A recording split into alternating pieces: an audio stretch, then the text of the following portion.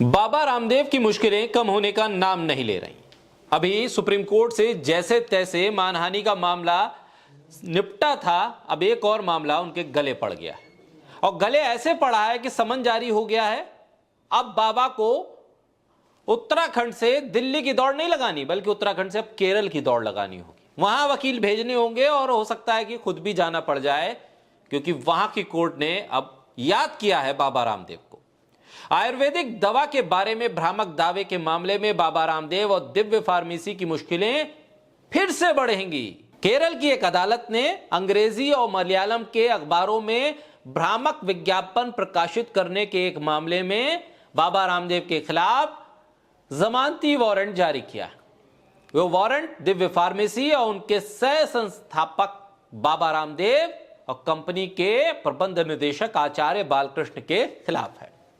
यानी बाबा रामदेव को जो दिल्ली से सीख मिली थी, सुप्रीम कोर्ट से जो उन्हें नसीहत दी गई थी, उस पर अमल शायद उन्होंने किया नहीं और दक्षिण में खेल करने लगे अपनी दवा को चमत्कारी बताकर।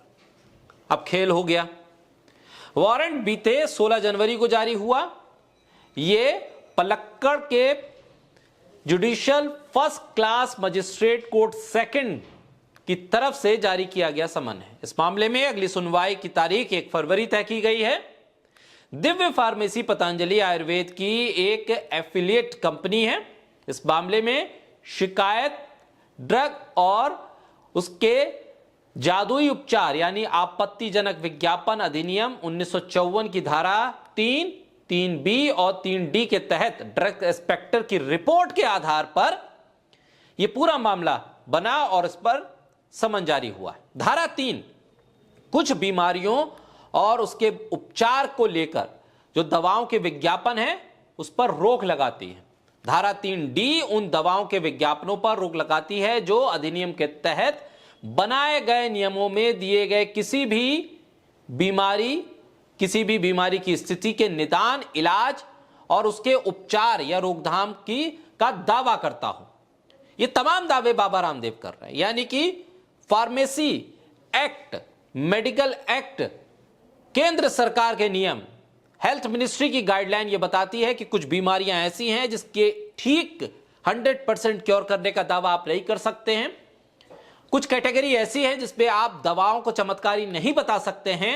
लेकिन बाबा रामदेव तो मानने वाले नहीं। दिल्ली से सीख मिली थी सुप्रीम कोर्ट से, लेकिन दक्षिण में खेल करने लगे। इस मामले में दिव्य फार्मेसी को पहला आरोपी बनाया गया है, आचार्य बालकृष्ण को दूसरा आरोपी बनाया गया है और तीसरा आरोपी बनाया गया है बाबा रामदेव को।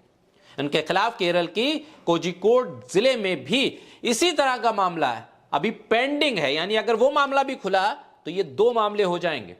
सुप्रीम कोर्ट ने राज्यों के शासित प्रदेशों को चेतावनी दी थी कि वो कानून के विपरीत भ्रामक विज्ञापनों, चिकित्सा को लेकर दावे करने वाले तमाम विज्ञापनों के खिलाफ कार्रवाई करें और अगर ऐसे में कार्रवाई करने में वो विफल रहते हैं तो मानहानि की कार्रवाई शुरू की जाएगी उनके खिलाफ। इसके बाद वारंट जारी किए गए थे। सर्वोच्च न्यायालय ने आधुनिक या एलोपैथिक चिकित्सा को लेकर जो भ्रामक विज्ञापन थे, भ्रामक दावे थे, आईएमए की सुनवाई के बाद उस पर उन्होंने पतंजलि आयुर्वेद के मामले में जो अवमानना नोटिस पर सुनवाई हुई थी उसमें बहुत लताड़ लगाई थी बाबा रामदेव को। बाबा रामदेव, बालकृष्ण और पतंजलि आयुर्वेद ने सार्वजनिक तौर पर माफी मांगी थी और उसके बाद सुप्रीम कोर्ट ने इसे माना था और फिर अवमानना का मामला बंद हुआ था। लेकिन एक बार फिर कोर्ट के दरवाजे बाबा रामदेव को याद कर रहे हैं।